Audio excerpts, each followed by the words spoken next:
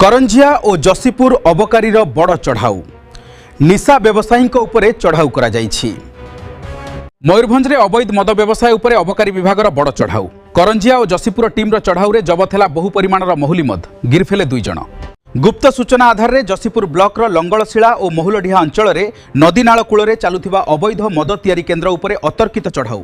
ଏହି ଚଢ଼ାଉରେ 510 ଲିଟର ଦେଶୀ ମଦ ଓ 6700 କେଜି ମହୁଲ ପଚ୍ ଜବତ ପରେ ସବୁକୁ ସ୍ଥଳରେ ଧ୍ୱଂସ କରାଗଲା। ଏହାସହ ଅନ୍ୟ ଚଢ଼ାଉରେ 60 ଲିଟର ମଦ ଜବତ ହୋଇ 2 ଜଣଙ୍କୁ ଗିରଫ କରାଯାଇଛି।